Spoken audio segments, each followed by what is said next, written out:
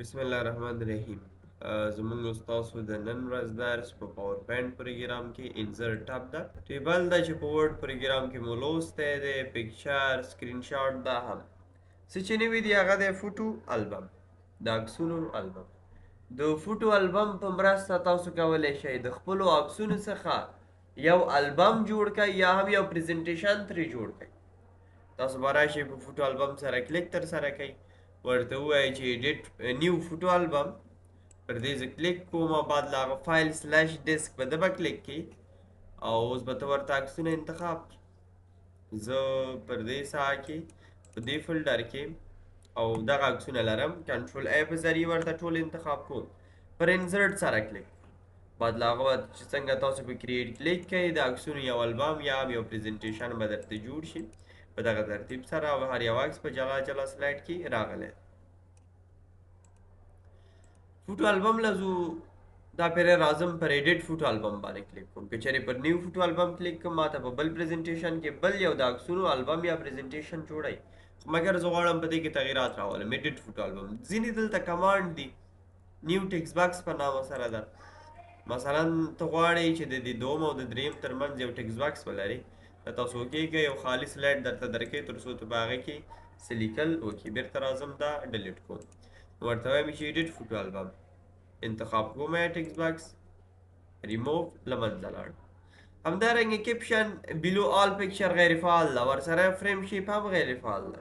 هر کله چې تاسو راشئ پکچر لیاوټ کې فټ ټو سلایډ څخه علاوه یا 1 پکچر واخلئ یا 2 پکچر واخلئ. که 2 پکچر زه واخلم 2 تصاویر به په یو سلایډ کې راځي. 1 پکچر اخلم یو تصویر به په یو سلایډ کې راځي، یو تصویر پر یو سلایډ کې راغله خو مګر فټ رانغله. ایډیټ فوټو البم باندې کلیک کوم. که چېرې زه 2 پکچر واخلم بیا به 2 تصاویر راځي په دې ترتیب سره. بیرته راځم 1 پکچر اخلم مګر داسې کې ورته یم کیپشن بلو آل پکچر. د هر تصویر لاندې د لیکلو لپاره یو ځای راته پرېږده. په انټر مې لاس ولګېده، تاسو ګورئ چې د هر تصویر لاندې د لیکلو لپاره یو ساحه راته پرېوسته او داسې کې لیکل کوی شي. ایډیټ فوټو البم ورپسې چې دا آل پکچر بلیک اینډ وایټ دا ټول تصاویر د تور سپینو ښکاري. که چېرې د په کار یې ولګوو ټیک مارک ټول تور سپین کېږي.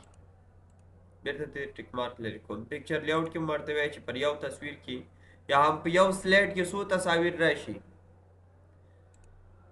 همدارنګه فریم شیپ ده. د فریم شیپ وظیفه دا ده چې دغه عکس تاسو ته پر یو فریم کې رابندی کړي. ګورئ اوس چې دا پر دې ترتیب سره که چېرې زه دا واخلم راونډډ او دا زه اپډیټ کړم، تاسو به ګورئ چې دا کونجونه یې داسې ګول شو.